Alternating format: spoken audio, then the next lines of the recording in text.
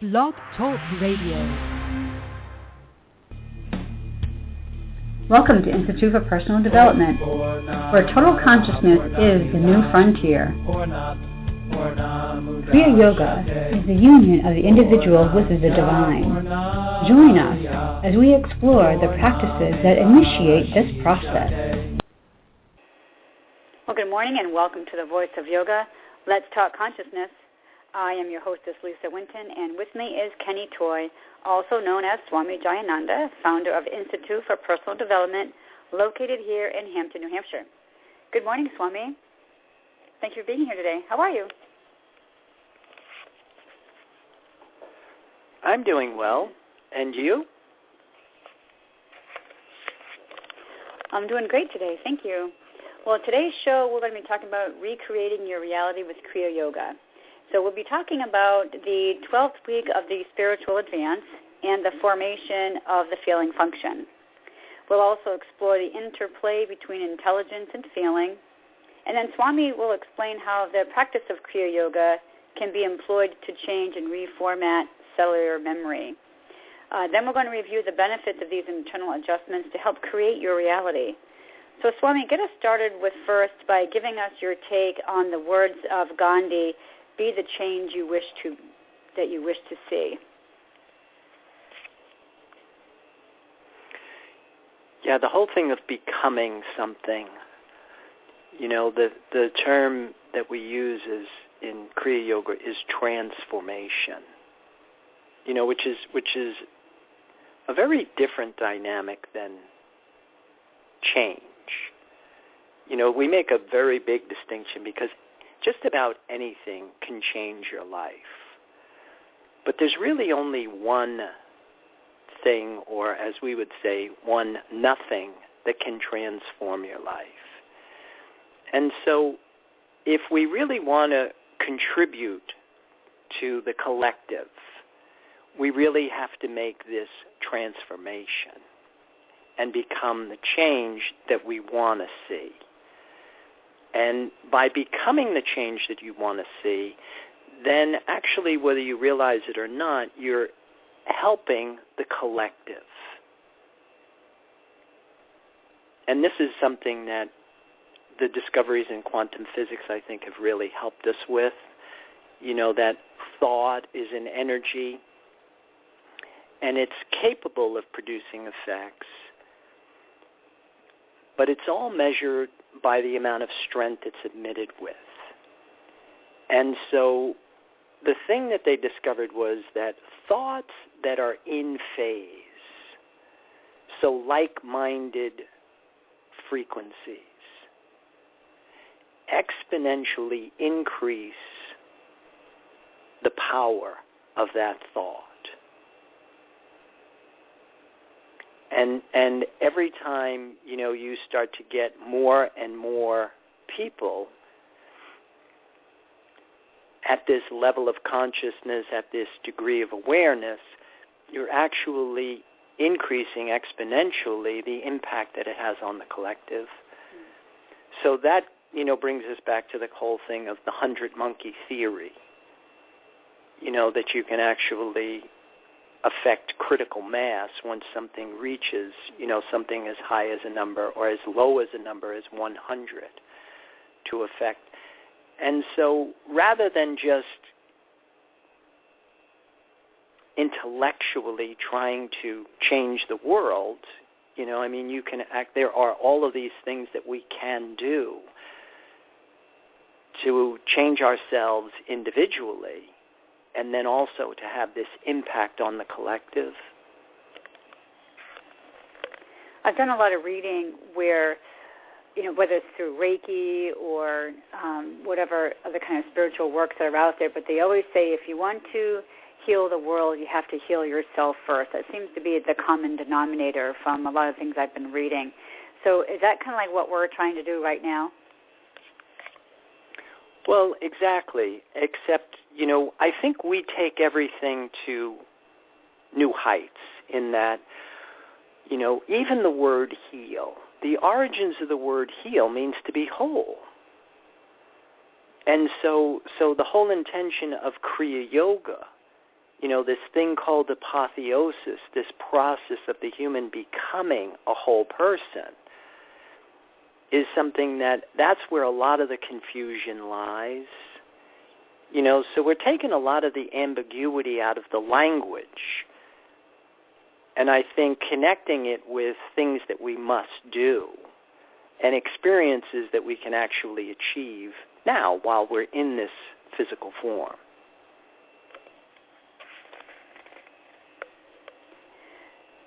So let's talk about the first thing that I had mentioned, that we were going to talk about the 12th week of our spiritual advance and the feeling function.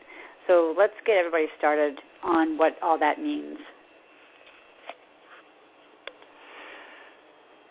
Yeah, the formation of the feeling function started with week 10, and we're now on week 12, which, if you notice, each of the steps that we have been following, we've been assigning 3 weeks usually to each step. So before we did the feeling function, we actually worked on formatting the lower mind, intelligence. And bringing the focus back to the feeling function is really bringing the focus back to our physical bodies. One of the things that we're always saying here is that the body has all the power. And our bodies have all the power of preservation and survival, but they're blind. See, the body is reactive, and it's controlled by a pattern. And so a big part of learning how to format your feeling function, learning how to format the pattern of your body so that your automatic responses, are more in sync with your conscious choices. Because that's oftentimes what happens, is that there's huge conflicts. Say, for example, in the situation for somebody who is addicted to cigarettes, and you don't have to be a rocket scientist, to understand that this is not good for me. After a short period of time, you start to see that it is affecting you physically. Only what you're finding is that intellectually you may understand that this isn't good for me, but you can't stop. And the reason for that is because the body has all the power, and you've internalized an image in the body that the body is now looking for something that's toxic and poisonous to validate yourself with. So a big part of understanding Kriya Yoga and, understanding apotheosis is that you have to recognize that you have the ability to change that pattern. And that's a big part of, the work that we're doing.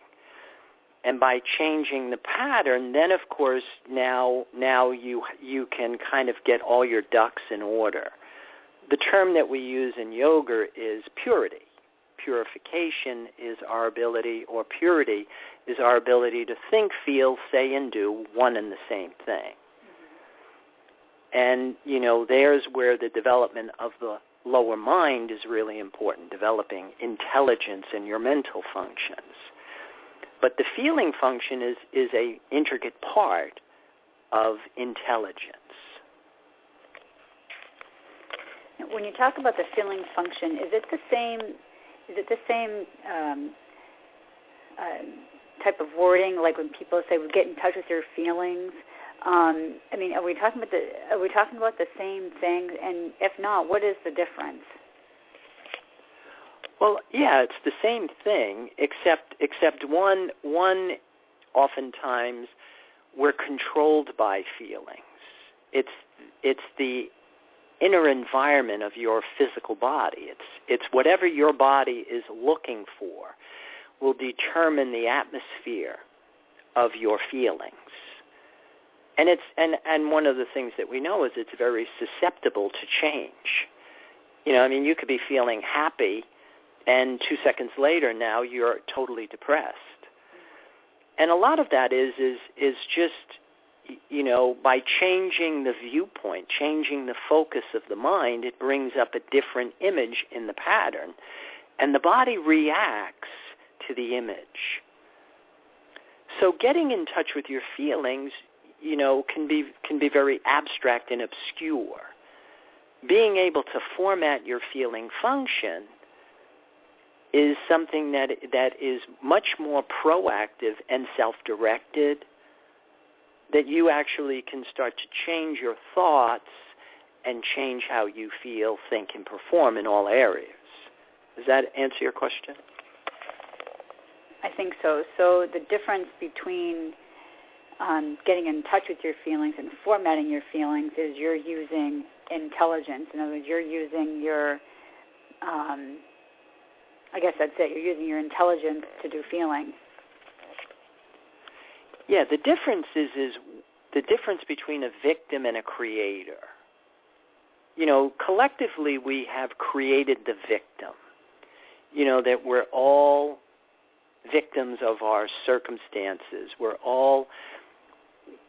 We are all vulnerable to, external influences, and in this model, we're creators. It's all about personal accountability, personal responsibility, but not just sucking it up kind of a thing, but literally putting yourself in a position of power and strength. Because if you don't like your external circumstances and situations, if you understand how you're creating them, then you can change it. If you don't understand how to do it, then of course you feel like a victim. And you're controlled by, that pattern. That's the difference.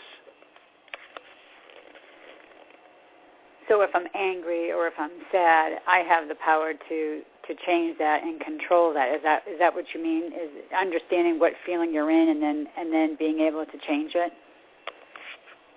Yeah, or not necessarily even always change it. Because you're spiritual doesn't mean you're not ever going to be angry or frustrated or disappointed. That everything's going to be, always, just peace, love, and happiness and goodness. And, life is just bliss, wonder, and awe, constant.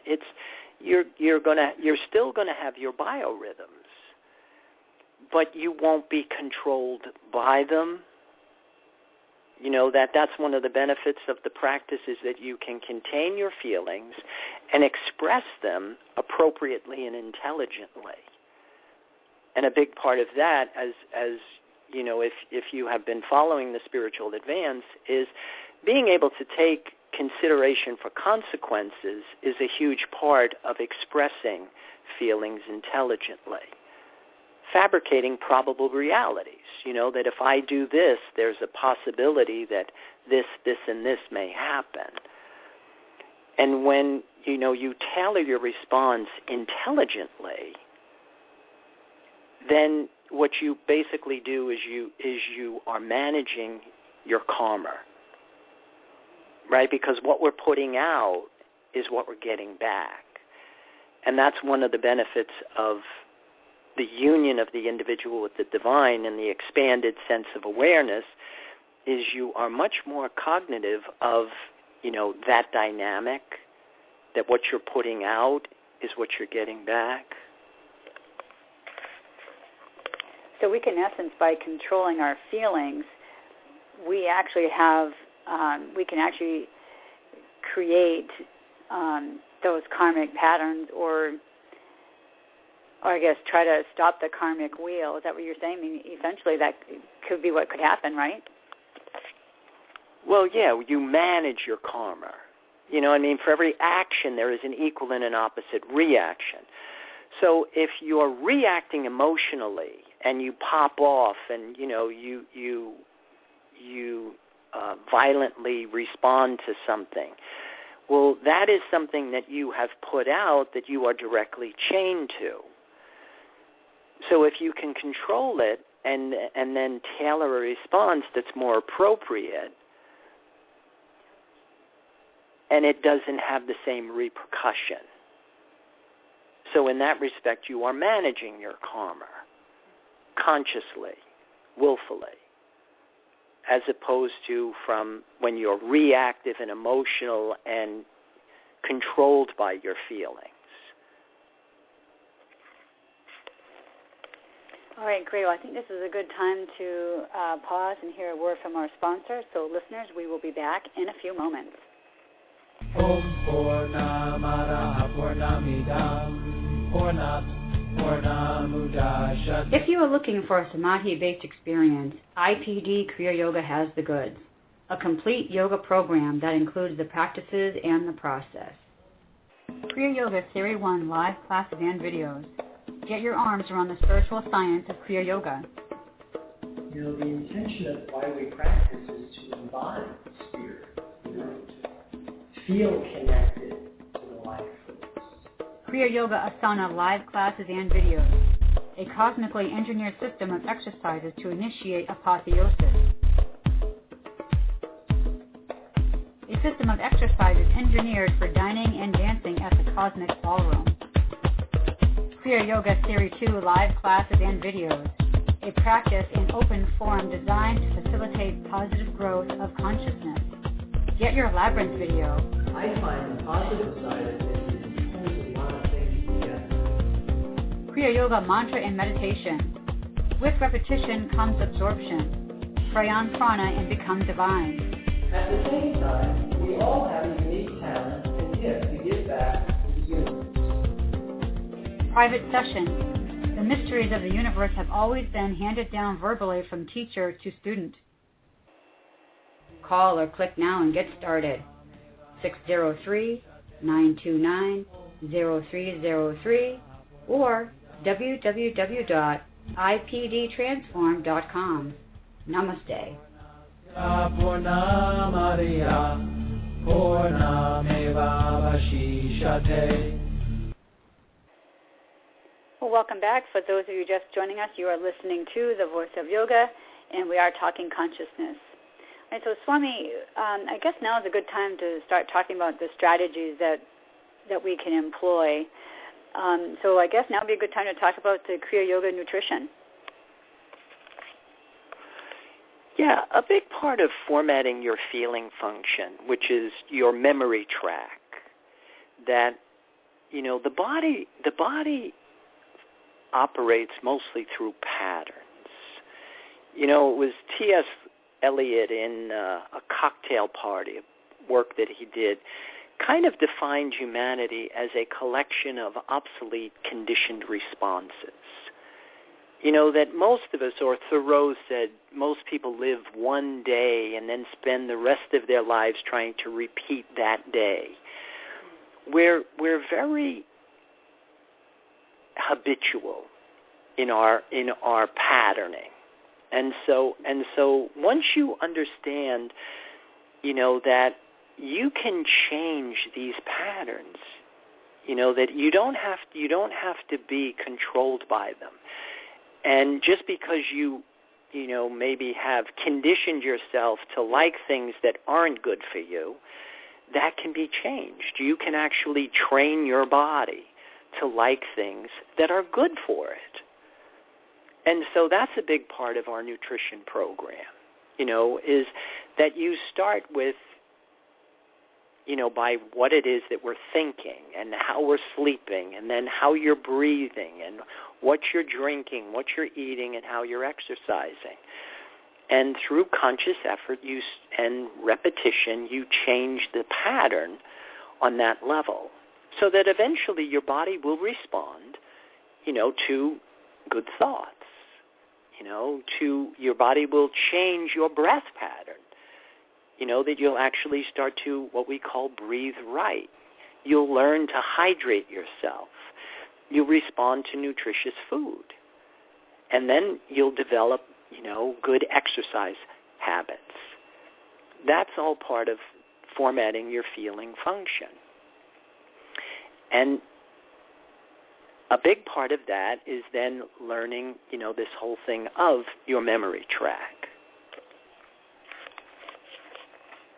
I just want to go back a second. You were talking about how we're very habitual.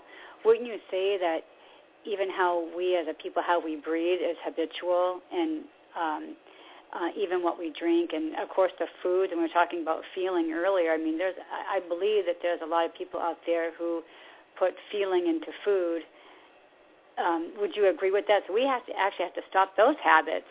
Would you agree? Well, to answer your question, yes. I mean, we eat emotionally.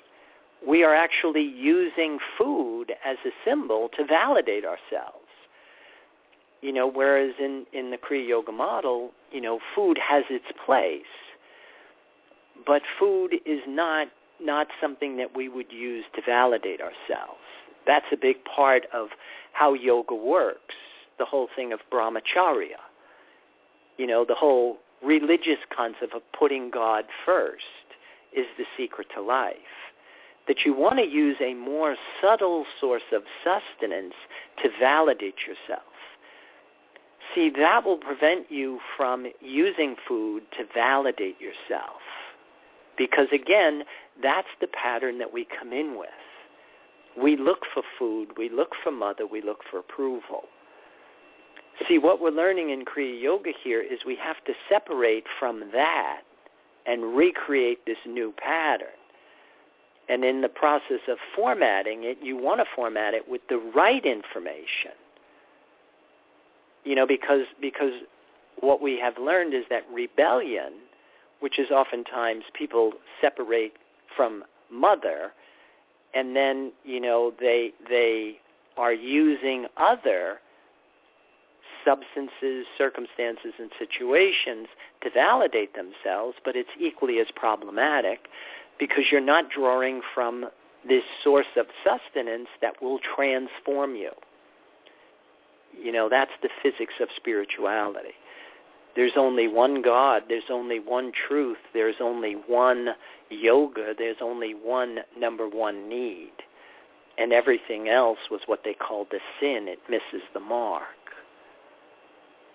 So, but learning what drives us when we eat emotionally is important because the body has the power. The secret is in changing the pattern, changing your memory track. And through repetition comes absorption. So a big part of it is formatting it with not just new information, but the right information. You also mentioned earlier about thinking. I guess I could assume that we are all habitual thinkers as well. And we were even discussing the other day about how we have our canned responses, like using the phrase "not bad." So I would assume that we would also have to recognize that we actually are habitual thinkers. So how do we start changing how we think, so that we can change how we breathe and what we drink and what we eat and all of that. So I'm assuming it comes from thinking first. Well, to answer your question, we are habitual thinkers. Thinking is your number one life-sustaining force. The whole key here is not to stop thinking, but the key is to think right. And again, coming back to changing the pattern, well, what is thinking right in yoga? And that's knowing the difference between a need and a want, and then knowing what your needs are in their order of importance. Because like we were saying, how do you determine the importance of a need? Especially coming from the therapeutic community where, we all have our emotional needs. Whereas in the yoga community, or at least Kriya Yoga that we teach, there is no such thing as an emotional need. See, what makes something a need is that if you don't get it, you die. And so now you've got a evidence procedure that you can look at. And how you determine the importance of a need is how long can I live without it? Because food is an essential need, but you can live weeks without food. Water is an essential need, but you can live days without water. Air is an essential need, but you can live minutes without air. Prana, the life force or the grace of God, is an essential need, but you can't live a millisecond without it. Now, the whole key is to format the pattern and reprogram your memory track so that you have all your priorities in their order of importance. And so again, then what happens is you start to see the benefits that come with that. Like what happens when all of a sudden you internalize your number one need as a symbol for validation, because you're drawing from a different energy field. Matter and mind now come together with new information. And that's what we were saying earlier, is the big difference between change and transformation. And right now, in most of our spiritual communities, we do not have these clear distinctions. This is where, we're very different. So what happens, when we talk about protection and non-injury, can you explain how that fits into our topic today? Yeah, because, see, the pattern of the body, the physical body, is all about preservation and survival. And protection is a big part of preservation. And then, of course, the whole concept of non-injury, which is where yoga begins. But when one has purged themselves of all of their self-destructive behaviors, they've eliminated all of their bad habits, and they have now internalized what they really do need to validate themselves, they start to become something different. This thing called apotheosis, this process of the human becoming divine, is not some useless bit of abstract scholasticism, but it is a fact. It is a transformation of the human into something different. The benefit of that is your mind starts to open. Your identity aligns with a part of yourself that is eternal. You start to see yourself in the context of a bigger picture. And coming back to what we were saying, you recognize that what you're putting out is what you're getting back. Only the difference is that from this broader sense of awareness, you like yourself. And you're very careful about what you're doing. So the concept of non-injury becomes part of your nature. It's not something that you have to try and do. It's something that you recognize as a part of your nature. It becomes the essence of your behavior. And so again, this whole concept of protection, that it's not, the warrior is not some brutal murderer. The warrior is the defender of truth, honor, and integrity. Oh, great information. So I guess now it's time for us to close down our program. So I'd like to take this opportunity to invite our listeners to, visit our website. You can follow us on Pinterest and Twitter and Facebook. And also available are the online classes you can access through our website. So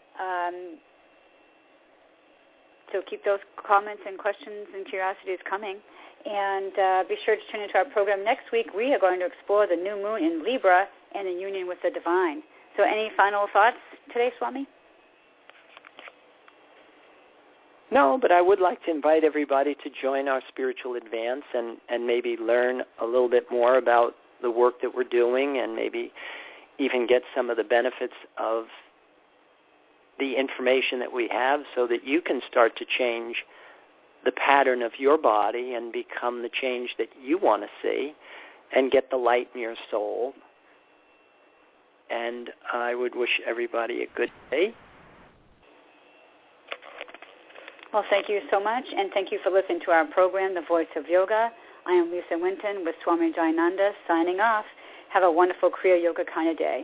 Namaste. Namaste.